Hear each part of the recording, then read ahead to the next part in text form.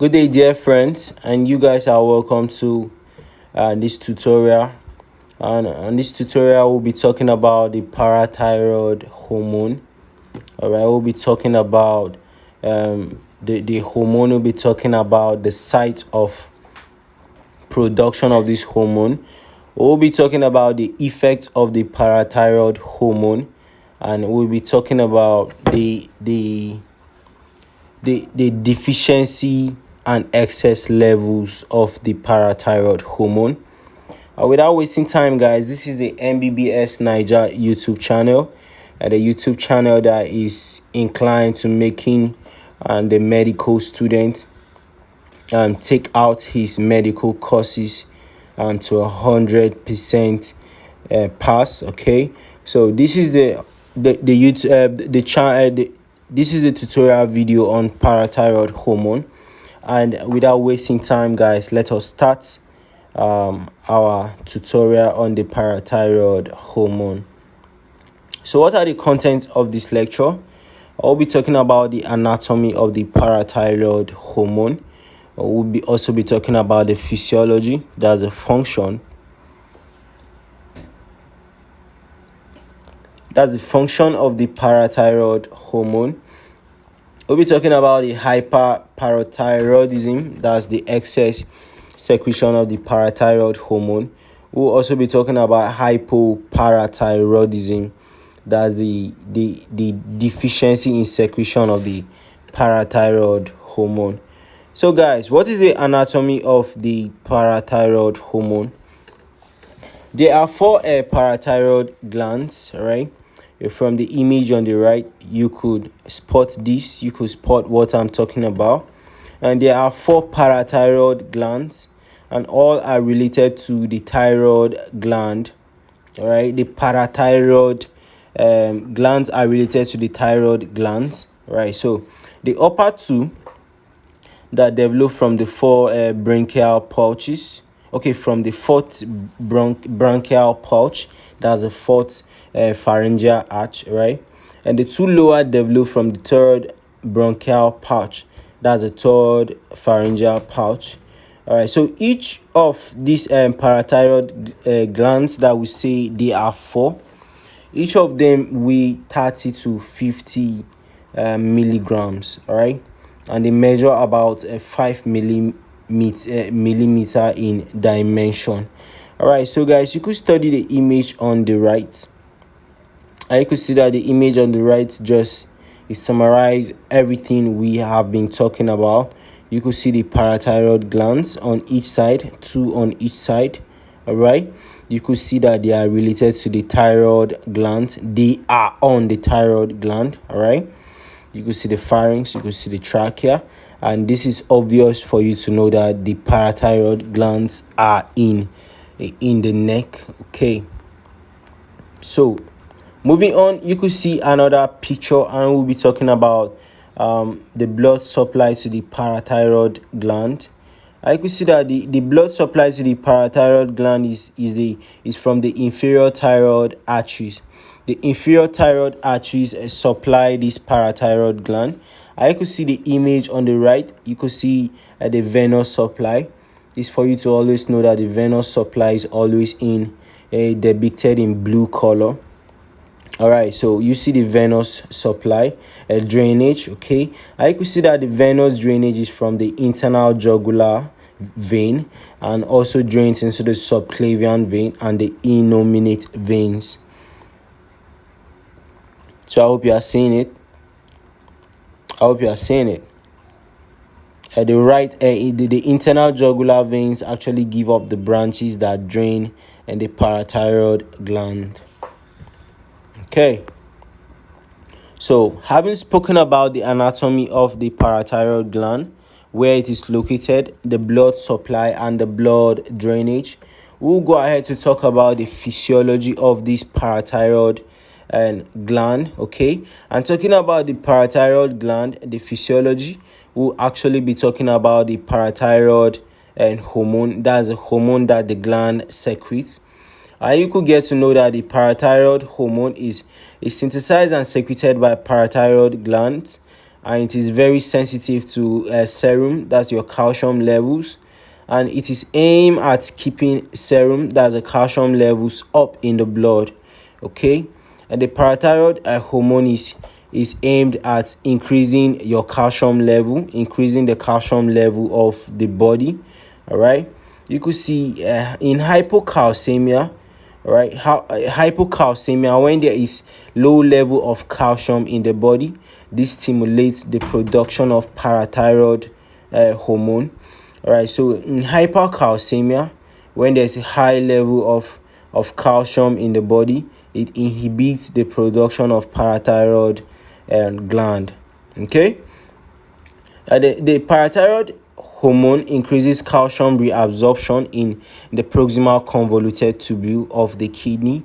To tell you that the parathyroid hormone increases the calcium level of the body, it goes all the way to even regulate the urinary system, so that the amount of calcium that is excreted in urine is actually reduced drastically. Okay, so we'll get to see that it also mobilizes calcium from bones and indirectly increase the GI, that's the gastrointestinal absorption of calcium, and by stimulating vitamin D production. Okay, it causes the absorption of calcium in your GI tract. Still talking about the physiology of the calcium hormone. Okay, we'll get to talk about some hormones and vitamins that actually aid the parathyroid hormone in the absorption of calcium to increase the calcium body level. You could see that the vitamin D directly enhance the GI calcium absorption.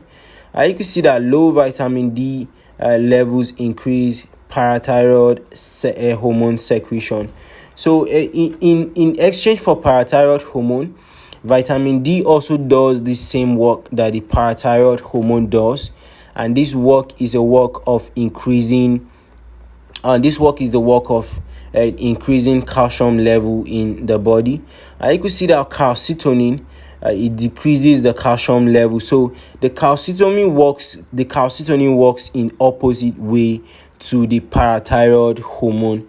You could see that calcitonin causes the decrease in calcium levels in the body, while the parathyroid hormone increases the levels of calcium in the body. All right, so moving forward, and we have been talking about calcium. We have exaggerated stuffs about calcium. We have spoken about the hormones that cause calcium increase. We have also talked about the hormones that cause the decrease of calcium in the body. So right now, let's talk about this calcium. This calcium we have been talking about. What is actually this calcium that we are talking about, right? So the role of calcium in the body, you could see that calcium provide the electrical energy for our nervous system. And calcium is like the electrical force of the body. You could see that calcium also provides the electrical energy for our muscular system.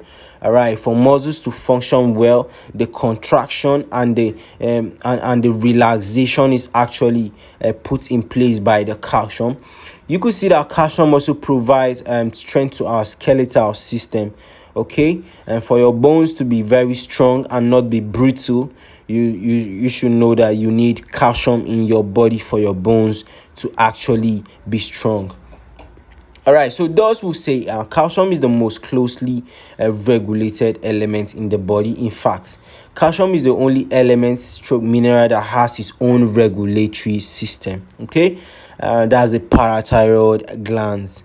All right, and the parathyroid glands, and all right, talking about the hormones, we say that the parathyroid hormone and the calcitonin hormone actually aids in the regulation of calcium, where the parathyroid hormone is aiding in the increment of calcium in the body, while the calcitonin is decreasing the calcium level in the body. So you can see that calcium is so important to the extent that calcium has its own regulatory system. Okay, what is hyperparathyroidism? This to tell you that the parathyroid hormone in the body is actually increased. Okay, is to tell you that the secretion of the parathyroid hormone in the body is increased. And you could see that the relationship between parathyroid hormone and calcium is disturbed. Okay, normally parathyroid is secreted and or inhibited whenever the balance is disturbed, and it goes back to the normal whenever the balance is restored. Okay, so high parathyroid hormone secretion, a low phosphorus level, the normal or elevated calcium level. So you could see that excess parathyroid secretion leads to increase in absorption of calcium and increase in urinary excretion of calcium. It's to tell you that hyperparathyroidism will lead to the excess production of calcium. All right, so whenever there's excess production of calcium, this is for you to know that actually the body won't really need this calcium again. So there will be an excretion of this calcium in the body, since the body don't really need this calcium again.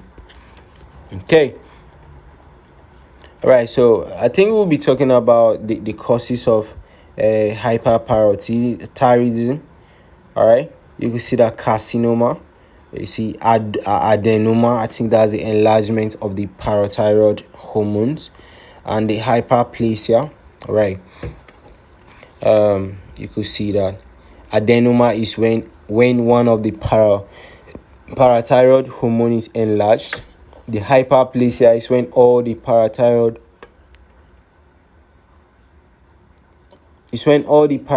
hormones are enlarged.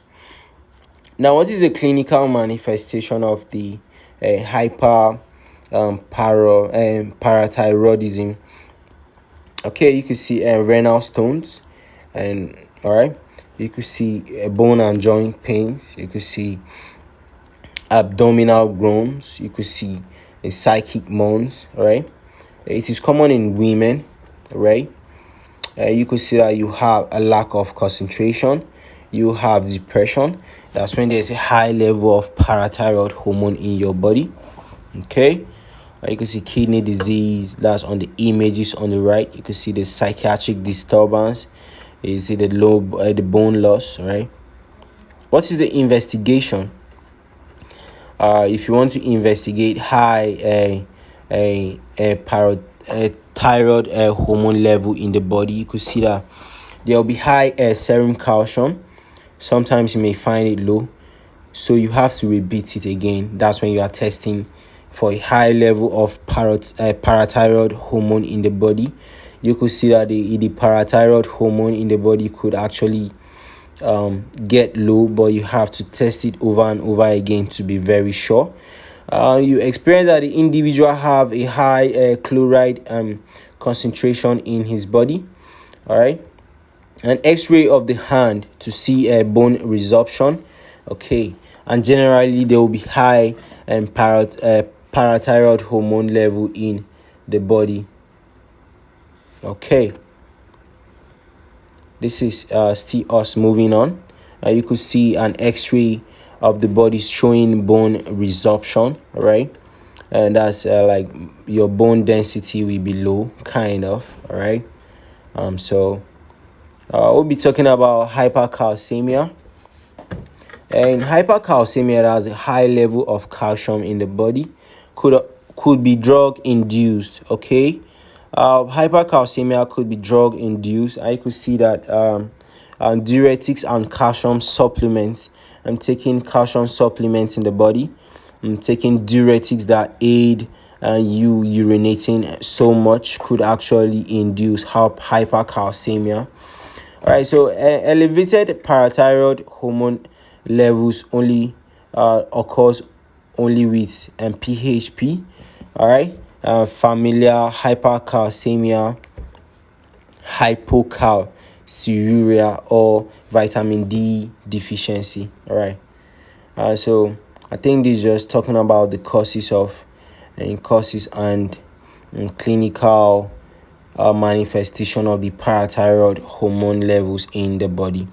So management of this condition.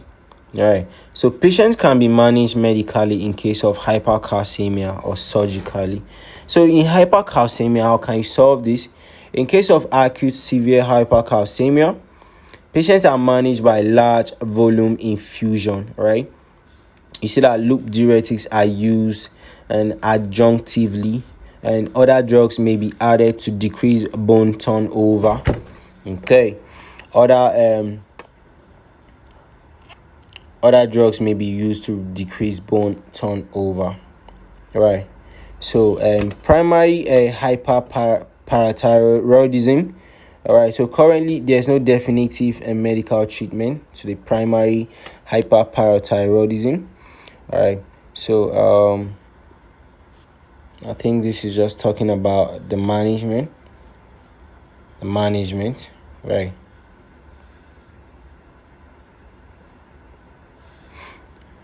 So the post-operative management. What is a bone hunger syndrome? And before operation, the high parathyroidism hormone level in the body, the bones are resorbed, and after an operation, the bones now are free from the high parathyroidism. Therefore, they will immediately take up calcium from serum, which lead to severe hypocalcemia to the point that the patient may have tetany. To avoid this hungry bone syndrome, patients with advanced bone disease are sent to the ICU after operation for 24 hours monitoring. So, how about management of the secondary hyper and parathyroidism? The problem here is not in the glands, okay? And the problem is from the high parathyroid hyper is from the high hyperparathyroid hormone levels, right? There will be low calcium levels. It could result into rickets, right? Malabsorption and vitamin D and renal failure. In these cases, you should treat the cause, right? Treat the cause of this. So, having spoken about the high levels of parathyroid hormone levels in the body, I will be talking about the hypoparathyroidism.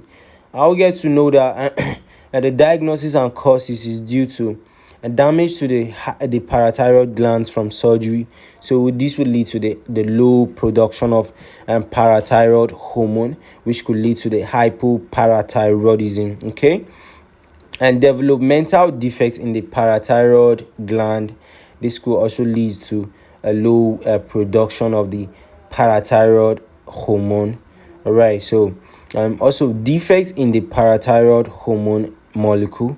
All right, so defect. So this could just range from developmental defect to damage and also defect in the parathyroid hormone. All right. Clinical pictures. I think yes, clinical pictures. All right. This is just like a diagnosis of the hypoparathyroidism. All right. Clinical diagnosis. So what are the treatments of the hypoparathyroidism? All right. Calcium and vitamin D analogs, right? Parathyroid tissue transplantation. When there's a defect or damage, you could actually transplant these tissues, all right? Or you could actually transplant the parathyroid hormone itself. So what is the summary? Right, what is the summary? Parathyroid are not related to the thyroid, except they are neighbors in the neck, right? And the thyroid gland controls much of your body's metabolism, right? But the parathyroid glands control the body calcium only. They have no relations except that they are neighbors, right? So the parathyroid and glands are not actually related to the thyroid glands, okay? They are not actually fused in any way. It's just that they are neighbors. And why your thyroid hormone gland is actually a whole body gland, the parathyroid and gland is actually just related to the calcium level control. So, and all parathyroid glands do the exact same thing. The parathyroid glands control the amount of calcium in your bones and blood, and where they act to elevate the calcium level. You can easily live with one or even just half of the parathyroid glands. We got to learn that the parathyroid glands are four. Okay, and when maybe one or two are damaged, you can still live. All right. So when the parathyroid glands go so bad, it is just one gland that goes bad. All right. About 96 to 98% of the time, it just grows big, develops beneath, and makes too much hormone. This will tell you that when your parathyroid and hormones are actually bad, not all of them go bad, just one. All right. And there's only one way to treat parathyroid problems, and the best way is the surgery way. Okay. So guys, with this, I would like to call this a shot at the parathyroid hormone. That we actually got to learn about the parathyroid hormone and the anatomy of the parathyroid hormone and the physiology of the parathyroid hormone. Okay, we got to learn about the hyperparathyroidism, right, the excessive secretion of the parathyroid hormone. We also got to learn about the deficiency in the secretion of the parathyroid hormone. Okay, and we got to learn about the various effects of these health conditions. So now guys, with this, I would like to call it a shot at this tutorial, and I would like us to stay tuned, okay, as we look forward to bringing you more and much tutorial on this. This is the MBBS Niger Medical channel. If you are watching this video, kindly do subscribe to our channel, kindly like our video, and also comment on our video. See you guys in the next tutorial.